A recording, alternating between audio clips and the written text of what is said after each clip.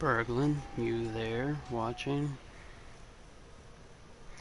Sorry, I'm just going through some paint jobs at the moment.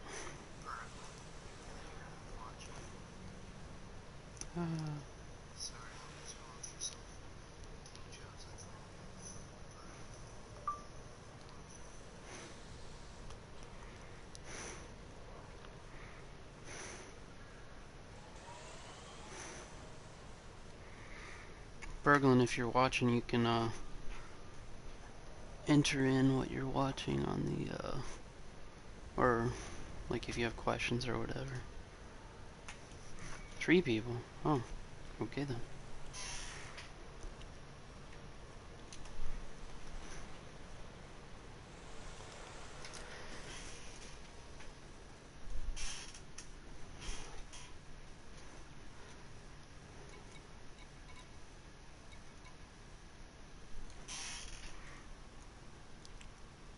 So, yeah, okay.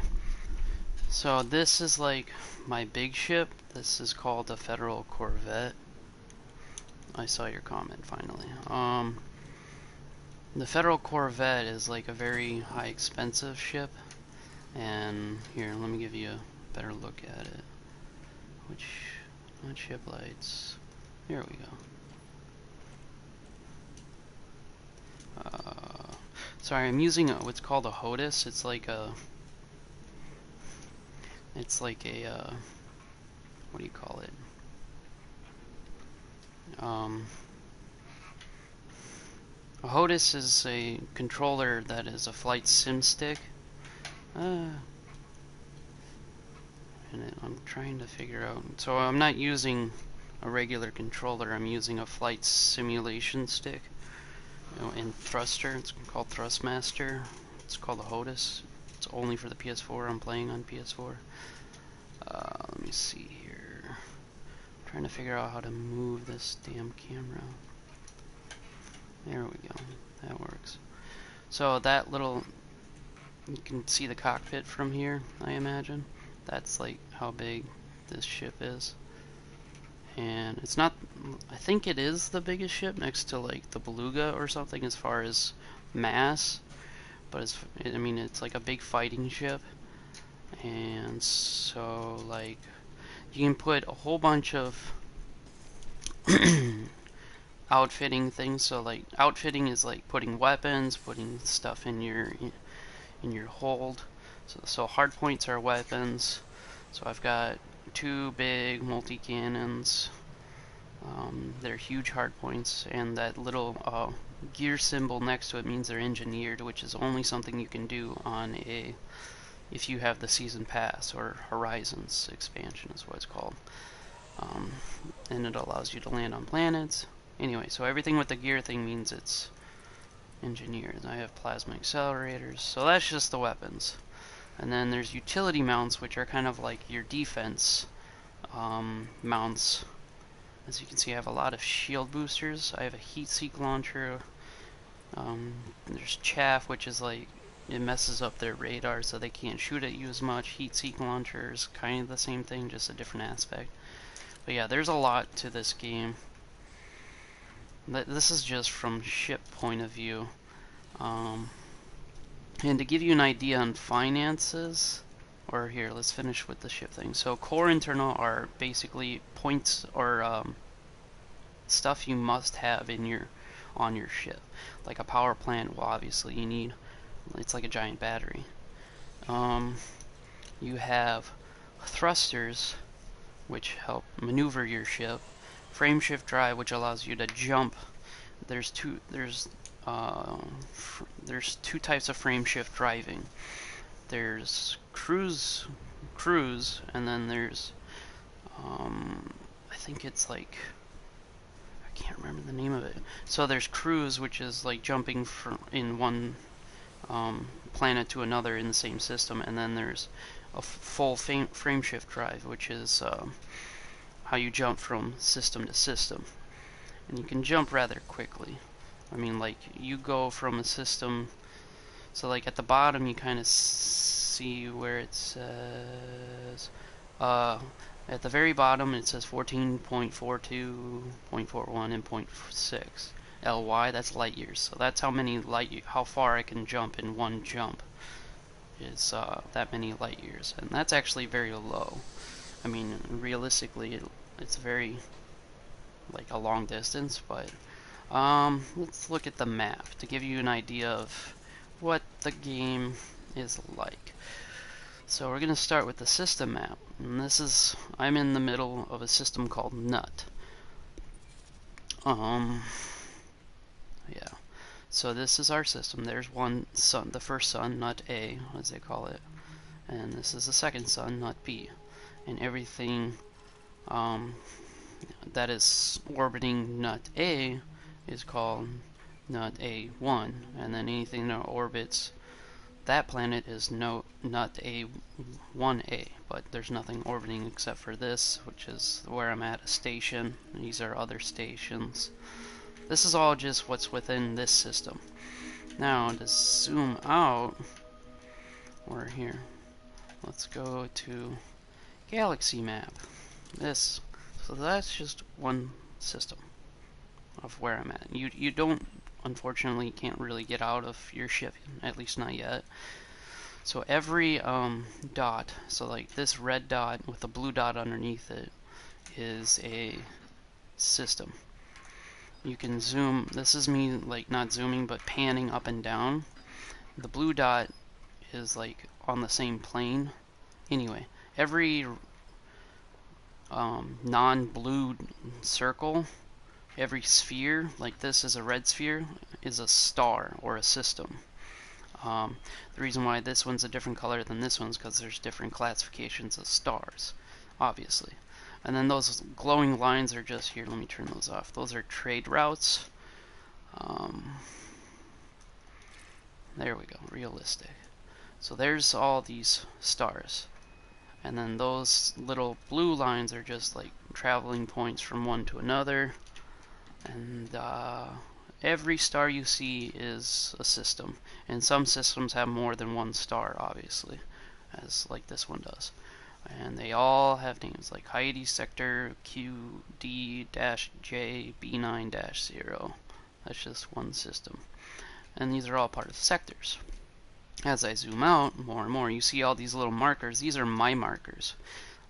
There's this thing called the bubble. And this is why they call it the bubble. Sol, as you can tell, is like dead center of it. Sol is our system, our solar system. Earth, Mercury, Venus, Mars, Jupiter, and so on. That's just, and these are all the surrounding systems. And this is as true as to our galaxy as you can probably get. But so everything within the bubble is like a highly populated area, meaning that there's lots of population and whatnot. So, and then when you go further from the galaxy, obviously it's going to become less populated. But anyway, so that was the bubble, and this is still within our galaxy. Still our oh wait, is that the? Yep, there we go. Here's the Milky Way. This is the map. You can travel pretty much all of this. That's black hole of our Milky Way galaxy. I mean, this is as far as I can zoom out, but you can travel pretty much. I mean, we're at the edge of our galaxy, and zooming back in, trying to at least, and back to the bubble, back to where I'm at, just to give you a general idea of how big this map is. It quite literally is a 1-to-1 ratio of our galaxy. If anyone has any questions, do feel free to type them in, and I will gladly answer to the best of my ability. This is like, so I'm at a station, and this is called Starport Services. Babcock Gateway is the station I am at, the station that's in the system, the main one.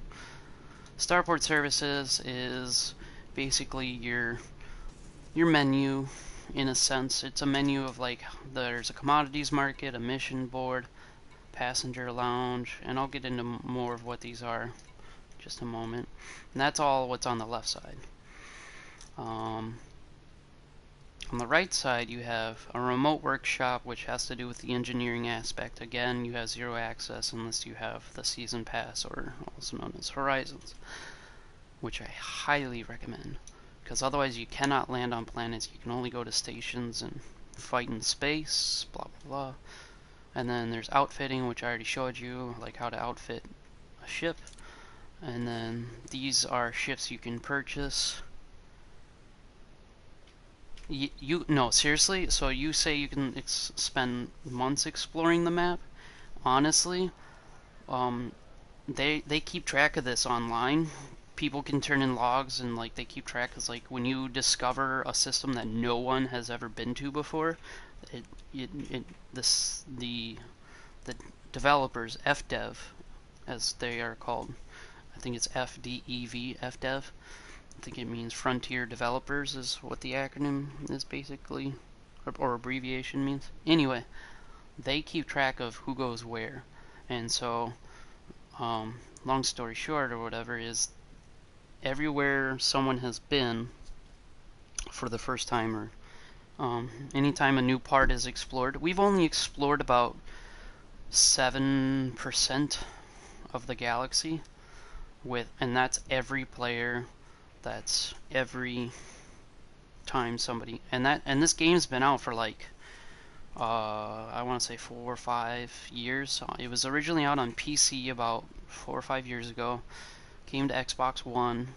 I don't remember when. Shortly, I think about 6 months before PS4. And PS4 it came out about year and a half ago now. Yeah. So. And they were doing calculations that at our current rate, it'll take us about 100 and some years for us to discover every system in the galaxy. And that's just a game. Like, that's not like actual reality. So the concept is, if you notice in the, let's see, let's go up. There. And the bottom it says 1st of September 3304. That's the year. And then 1638 is obviously military time, and it's like an hour behind England, or London, as they say. Yes, maybe a slight bit more than a few months.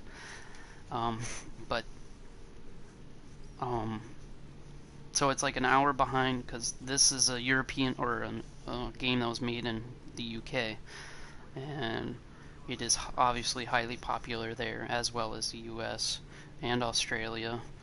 I mean, I only play with people that speak English. I don't know how popular it is elsewhere, but it's a very popular game, especially on PC, because not only can you play with my very squeaky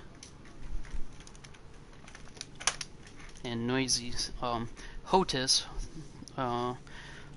Thrustmaster, you can also on PC right now you can play a VR, and then of course there's variants of VR. There's Oculus Rift, which I believe is the most popular one, and so forth and so on.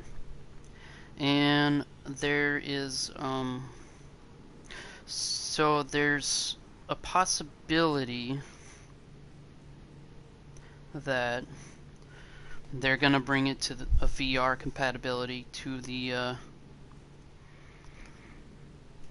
PlayStation. It's still in just rumors at this point, even though it's been rumored for about a year that, like, hey, if PC can have VR, why can't PS4? So FDev has not really made any distinct remarks towards that. So in Starport Services, in the commodities market, every market is different. Every station has a different market. Like, you see the supply, the demand, how much you can sell it for, or how much you can buy it for. And then, so like an example would be hydrogen fuel. They have a supply of 300,000. Where would I go? Okay, this is a bad example. No. So usually on the right, here's one. On the right, liquid oxygen, they got a supply of 6,000. You can buy it for 195 credits per ton, and then it says exported to Caria, that's another system. Yeah, this is the commodities market. This is just like one of the ways to make money. Because ultimately that's kind of what this game is about, is making money so you can buy bigger, better ships and make them bigger and more badass. Yeah, this is the list of commodities at this station alone. And then there's, yeah, I'm not going to get into too much about it. Then there's missions that you can do. This is the mission board. There's this thing called BGS, it stands for background simulation. Everything you do has a reaction to it. If you do a mission for, an example would be a faction like this, Nut Empire League, it says controlling faction. So if I did a mission for controlling faction, so it says, like, if I delivered war supplies, well, that's going to have a reaction of this and that. Yeah, I control just one character, but like this is why you can wing up with other teammates. You can play online with others. I'm currently in a solo server, and even in solo, it's still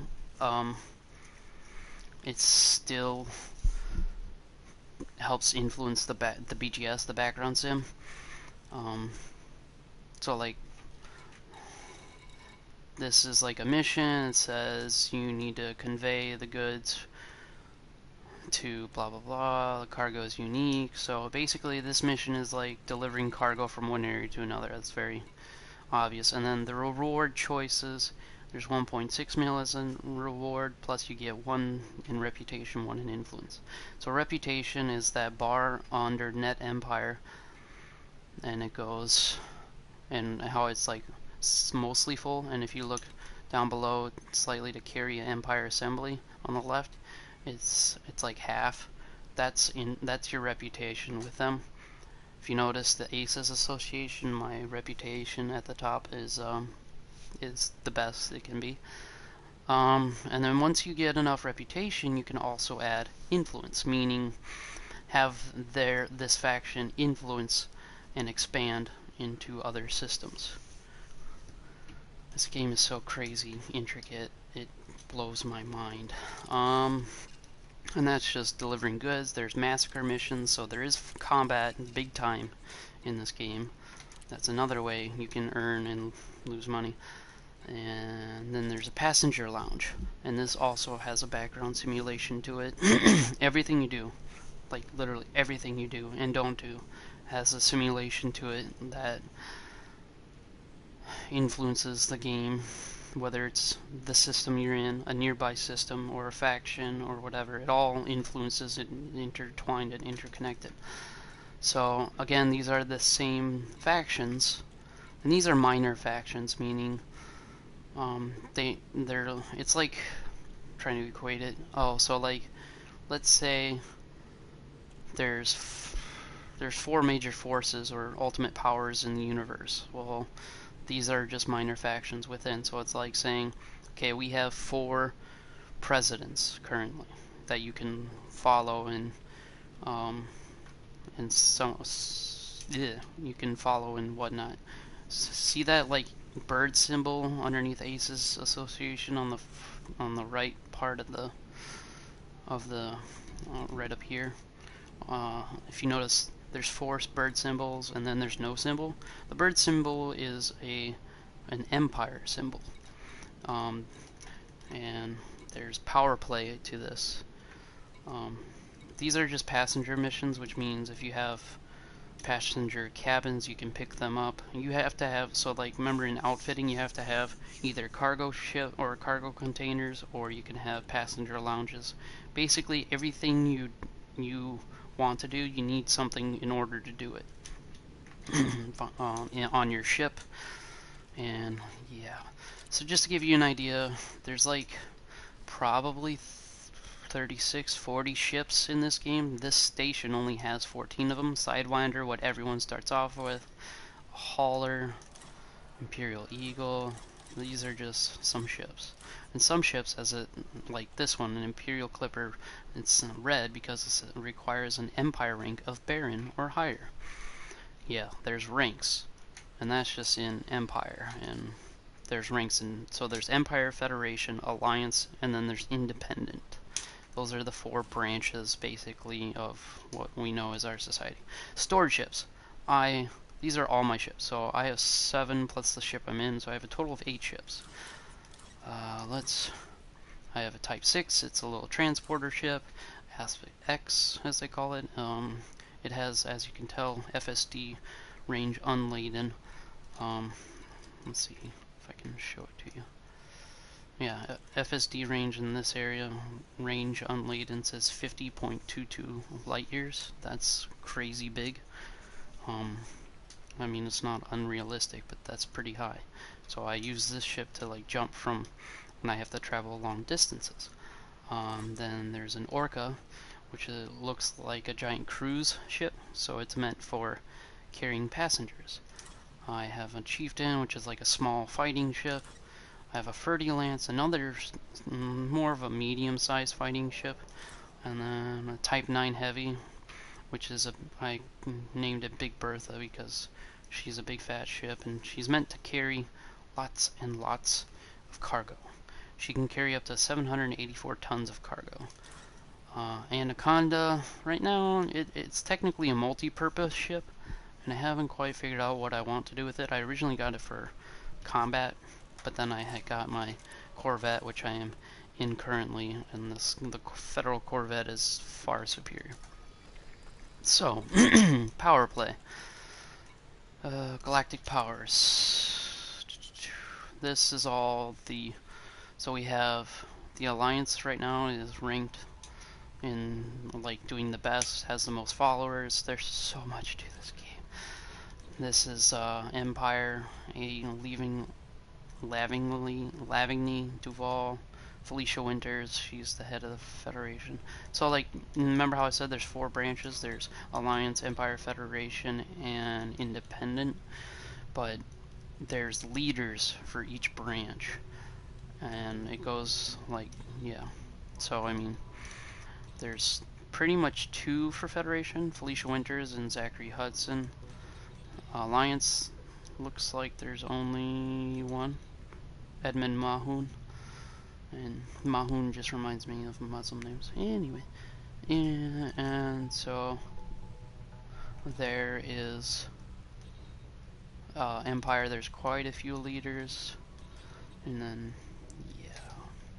and then you can every action you do can influence them. You know, whether you assign yourself to, or excuse me, pledge yourself to them. Blah blah blah. Okay, finances. In the lower left, it says balance 243 million credits.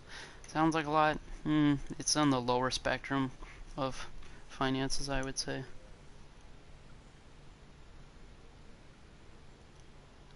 Yes. Well, no. Yes, all leaders are NPC. And, like, you've never interact with them. You don't see them. It's just like a background sort of thing. Influence. So when your ship dies, see that rebuy cost? You have an option to pay that rebuy cost to get your ship back, and it comes back the way you have it. And when your ship dies, otherwise, if your ship gets destroyed and you cannot afford your rebuy cost, then you're screwed. Like, your ship is gone for good. Everything you've ever done to it, because, like, you have to buy everything that goes on it. It comes with a few stock things, you know, like 2 mining lasers and everything, like the bottom grade of what you need to it. But otherwise, if you want the greatest FSD, the greatest this, the best that, and then you can engineer it later with engineers or whatever, and that takes materials and finances and time and reputation. And then all of a sudden you like go into battle and your ship dies, or you get killed, and that rebuy cost is not available, you are I have seen people rage quit very easily over stuff like that, which makes complete sense to me. So I'm gonna go over a little bit about finances. So I have 8 ships. My current assets, meaning if I was to sell all my ships with all the mods on them, is 1.934 billion credits. So that's like, yeah. And then, so credits spent on ships, I've only spent about, looks like 3/4 of a bill. But see, this is where the money comes in. I've spent over 2 billion credits on outfitting ships. And I spent, so insurance claims, meaning that's how many times I died and had to rebuy. That's like 20 times. That's it's in the lower mid section of like a lot. But so claim costs, I spent 200 million credits rebuying out of 20 times I've had to die. Yeah, this game is expensive. And it's always about money. Always, always, always. But yeah, so I want to show you something real quick. Instead of just all these menus and whatnot, I'm going to go into my ASP, and I've got to... I'm actually heading to a place called Maya, as they pronounce it, because I was going to meet a person from Facebook there and he's going to help me. So there's aliens in this game. 2 types. There's what's called Thargoids, which are notoriously hostile, but they're not all hostile. We just, there's politics involved. Then there's these other race of beings which up until recently are believed to have been extinct since before our existence, are called Guardians. And we're finding, like, we go into things and discover Guardian ships and Guardian wreckage, and it's all a very interesting story. And it all unfolds, like, literally in front of us. So, when I want to go to a system, I usually go into search and then type it in, but I think I have Maya bookmarked. Do I? No, I do not. Wait. Yes, I do. It's over here, right? I don't know. Let's see. CG Ruin 1. Oh, these are my Guardian ruins that I've been to. Where's Maya? Alright, fine, I'll just type it in. M A I. And if you never... Oh yeah, that's way over here. So the distance is 309 light years from where I'm at. Which then oops, get on there. Okay, thank you. Plot route, and it's calculating. And if you notice, the line is dotted, but as you go back, the line is solid. The reason that is, and it says fuel star, you can fuel off stars, but you'll need a fuel scoop. 7 jumps to Maya, that's not that bad. I've seen people go, 20-some jumps, or hundreds, thousands of jumps. I mean, if I tried plotting, I'll give you an example. If I try plotting a route to what's called Colonia, it's like a fairly populated area, whoops, outside of the bubble, and it's really far outside the bubble. Let's see. Here, I'm just gonna type it in, Colonia.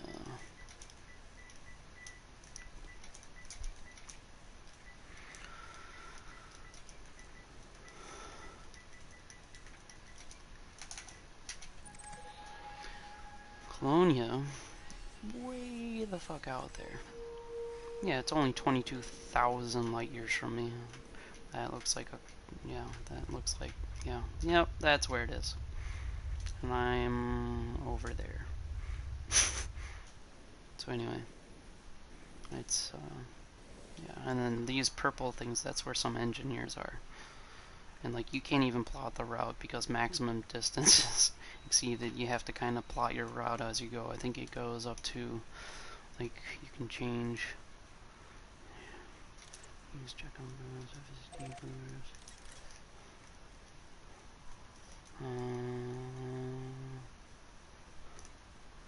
I don't know. There's a bunch of ways to like calculate routes because there's these things called neutron stars and whatnot.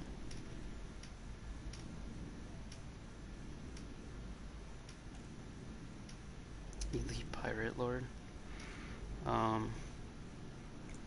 I could, but like I'm heading to a different spot.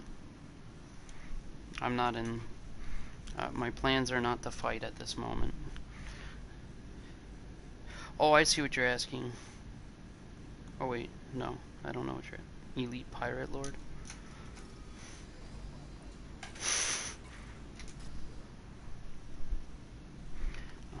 Let's. Okay, 7 jumps to mile. Let's go. So I'm inside of a station at the moment. Further down, as you can see, I'm not doing anything. This is the station doing this. They're basically launching my ship from the dock. And now I'm controlling it. Take off my landing, bring up my landing. This is like the station. Alright, and this is what's called the envelope. This is how you get in and out of the majority of these stations, or these types of stations, which are like orbitals and whatnot.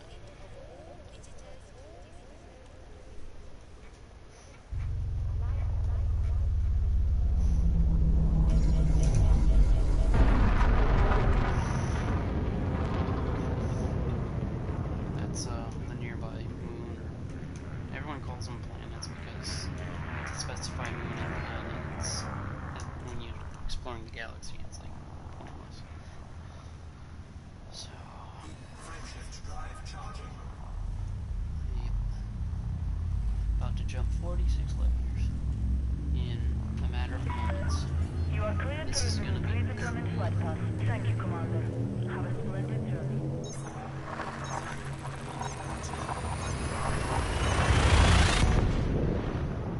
This is me frame shift driving. There's lots of theories on the physics behind what a frame shift drive does. Most people tend to agree with the theory that it's space moving and you moving through space. How else would you be able to travel like that? Oh, yes. You have a data link scanner for when you're traveling far distances like this. You can discover 13 astronomical objects and all that. I'm sure other people have discovered it before, but you can get what's called, or you get like a certain amount of credits for scanning stuff that looks for yourself, basically. Cartographic data is what it's called.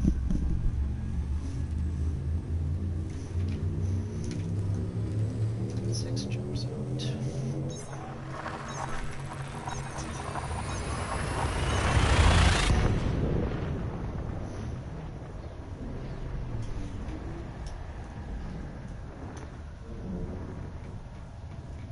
I'm free looking in my ship. See, I am like a human being.